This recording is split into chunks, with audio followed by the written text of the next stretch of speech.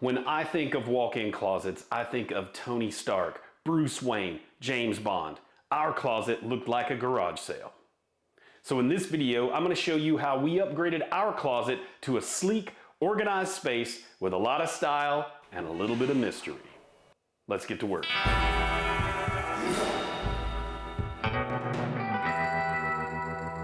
This project is one that has been on my to-do list for a while, but recently it got bumped up in priority. The original house plan had this set up as a his and hers closet, with hers being this giant room and his being this tiny little closet off to the side that I turned into a makeshift secret door because, well, I've always wanted a secret door. But since we're upgrading, I also want to take that door to the next level and use it for another project idea I've got down the road.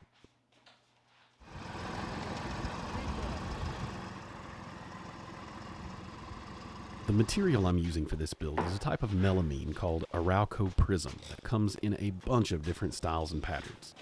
And just like melamine, it requires special care and materials to work with.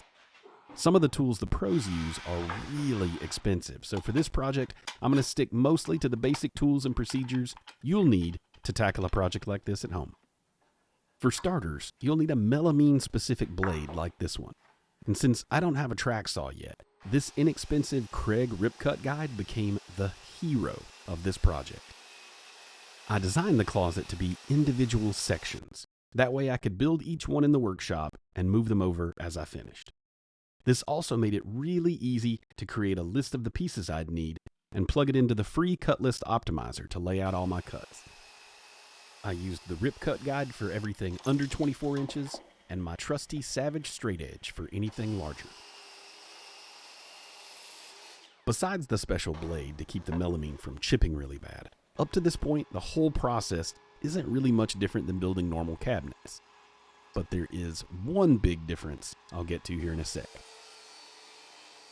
But first, this project required a lot of edge banding, and the stuff they sent to match the melamine wasn't pre-glued. So I did some research and found that a lot of folks say you should use this stuff, Fast Cap edge banding tape. This was my first time using it, and I gotta say, I don't love it. Additionally, you're gonna need a few extra tools here. A razor knife, an edge roller, and an edge banding trimmer. Beyond that, it's basically just as simple as it looks. You put down the tape and clean off the edges with the knife, then you use the roller to get really good even pressure, snip the ends, and trim the sides.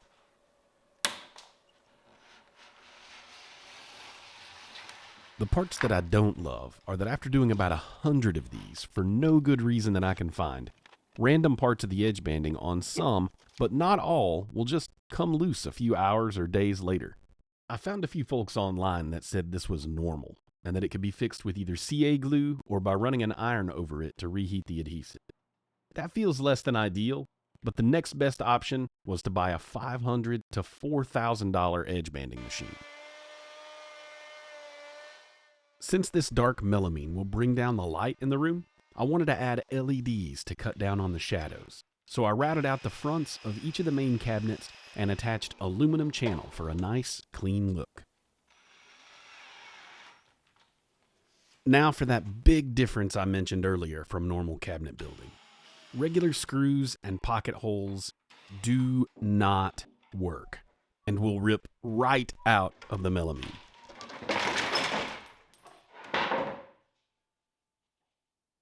This was easily Googleable and avoidable, and I felt like a pretty big dummy. Hallelujah. But in the short term, I was able to fix this first cabinet by using plywood supports, and that at least got me moving forward again. So I used a couple 2x4s to build a good, level, solid base, then slipped the first cabinet into place.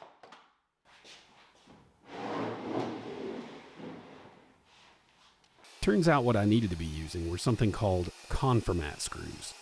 The big box stores near me wanted $1.50 each for those. So rather than wait around for some to be delivered from the internets, I thought I'd see if the domino would work for this next one. This shelf would have needed a lot of screws anyway, so this was a cheap experiment and the whole process just took about an hour. To speed things up, I marked the location of each shelf domino on this painter's tape and just moved it to each shelf instead of having to remeasure. This worked just fine, though in retrospect I should have used melamine specific glue. But by no means is this your excuse to run out and buy a domino. For me, it was just a way to keep working while I waited on this next method to be delivered. And it fixed almost all of my melamine joinery woes. These are conformat screws. You use a special bit to pre-drill and countersink for each one, and their wide threads and extra surface area around the head create the perfect amount of force to pull everything tight and keep it that way. For most of your cabinets, they'll be hidden by the cabinet next to them, but I'll show you how we're going to hide the ones that are exposed later in the video. Having the right tools was helpful, but getting in repetitions with a new material really sped up this process, and the rest of the main cabinets went together super quickly. These next three I'm working on here are going to have drawers on the bottoms and shelves with cabinet doors on the tops. That's why I just put the backer boards on the top but left the bottoms wide open. This will also make it easier later to extend the two wall outlets up into the cabinets. It's important to spend some time thinking about these things before you start, because you're always going to miss some detail. And an ounce of prevention is worth a pound of cure. Like if I'd thought to brace this really thin jewelry cabinet, I wouldn't have caved in the entire side of it when I dropped it on the floor. This ended up creating a cool feature later though, and the crack will be covered up by the corner cabinet, so happy accidents. I clamped all these together temporarily so I could make sure they were still level and then attach them to the back wall with 3-inch L brackets. Then I used black drywall screws to attach them to each other. For my corner, I took the easy route and just used a blind corner cabinet. But for her corner, I wanted to try something a little different. With the 20-inch depth of the cabinets, I couldn't really figure out a way to get the lighter color backer board to work back there and still look right without creating a gap or using some out-of-place piece of quarter round in the corner. So I decided to just frame the whole thing in with melamine. The idea being to create a space with 2 overlapping closet rods to hang full-length gowns and whatnot. I only had to edge band the front corner of the top and bottom plate. Then I just slid in the other 3 boards and attached them to the wall and cabinets with black drywall screws. Here's the one that covered up that unsightly battle scar from earlier.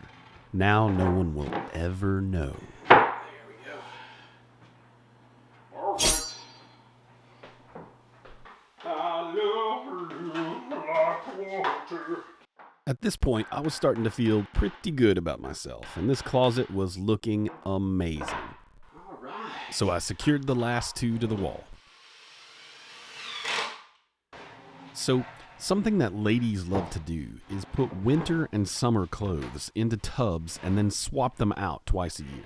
I think it has something to do with pumpkin spice. Anyway, I wanted to also close in the empty space above these cabinets to create a place to hide all those tubs. So I used offcuts from the other cabinets to build frames all around the room, leaving them open wherever possible so we can slide those tubs around and into the dead corners and try not to waste any space. And I used 1¼ inch drywall screws to secure all the frames to each other and to the cabinets below. Before I start on the doors and drawers, I want to get this old secret door taken down so I can start the glue up on the new one so it's got time to dry. I stashed my very own super suit in here for now, but I've got an idea for a future video that will really maximize the use of this space. I constructed the frame for the new door from some 2x4s, and if this part feels out of order, it's because it is. I filmed it out of order, and the next shots would totally ruin that reveal. So you get a little door, then you get some electrical, and then we'll circle back to the door. Before I go through the process of running all this wire, I want to make sure everything works so I don't have to potentially pull it all out and put it back in. So I wired it up on the table to give it a test, and yeah, I think this is going to work. I used a flexible drill extension to connect the channels between the cabinets and pulled 14-gauge landscape lighting wire around the whole room as a bus. I was able to hide most of that wiring above the upper cabinets and then connect each leg of the LEDs with lever nut connectors. The LEDs themselves are temporarily held in place by the adhesive on the back.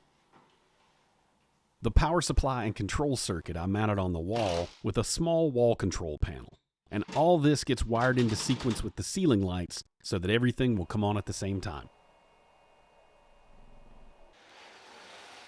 With how easy the other screws ripped out earlier, I was surprised to learn that regular Euro hinges work just fine with melamine.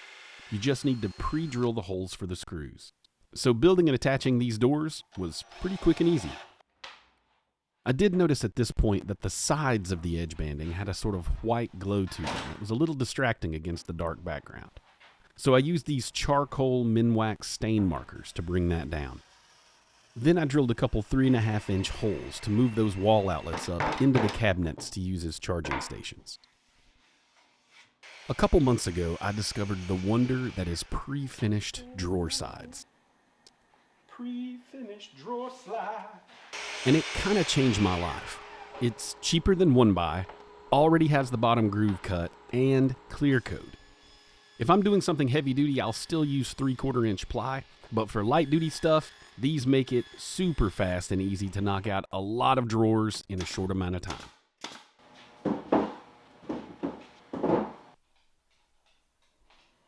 I used a couple offcuts from some 3/4-inch plywood and marked the location of the front of the slides.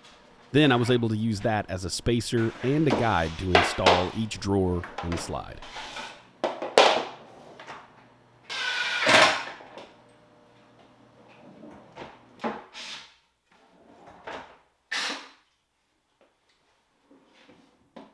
For the upright jewelry cabinet, I wanted to do something really special.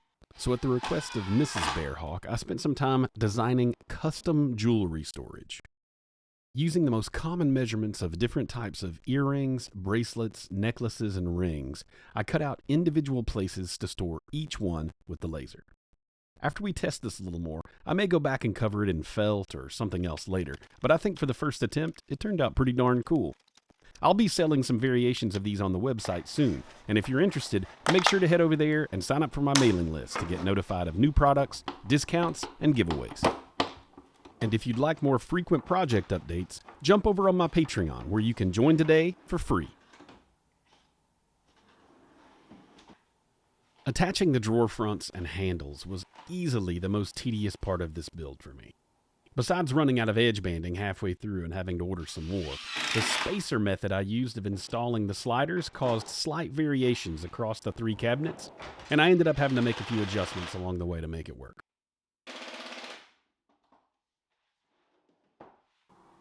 This drawer handle jig was the real hero of this part. It made sure that I had every handle lined up perfectly and spaced evenly.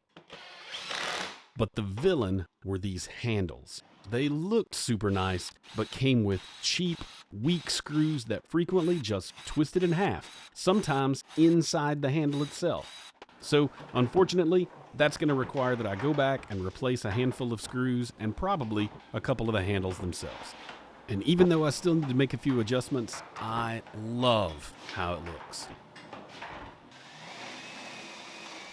There were a lot of little housekeeping items between those big labor-intensive chunks of the project, like installing these shelves,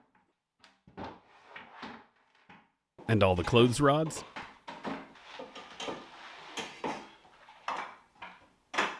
trimming and installing lenses over all the LEDs, and using some high-tech Lutron light switches to relocate that light switch I covered up earlier in the build. To cover up the exposed screws, I used edge banding and double-side tape to make covers. I cut mine out into little circles with the laser, but you could also use scissors or a leather hole punch. I also did the same thing with strips to cover any exposed seams.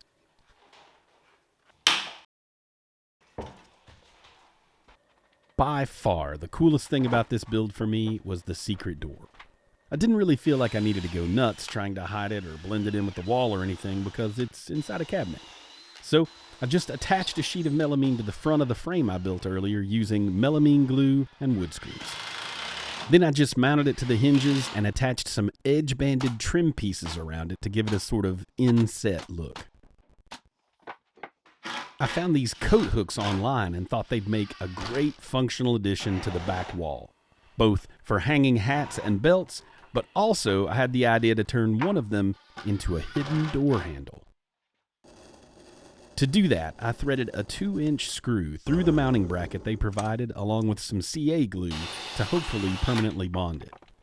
I also drilled a little notch in the side of the mounting bracket so the pin you use to attach the hook itself could sink in far enough to actually turn the whole mechanism. Then I just tightened down the back and sandwiched an L bracket between 2 nuts along with some CA glue to act as a lever that will pull the door handle open. At least that's what I hoped would happen. So I wrapped a thin metal cable from the release over to the lever, and we're in business.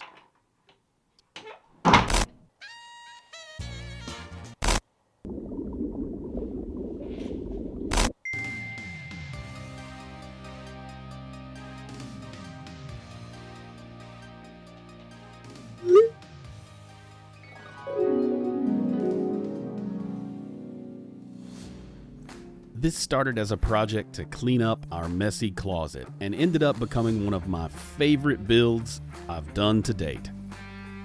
No more wire racks, no more tubs everywhere, just functional, clean space with a little secret just for us.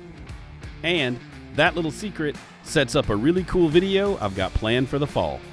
Thanks so much for watching. We'll see you next time.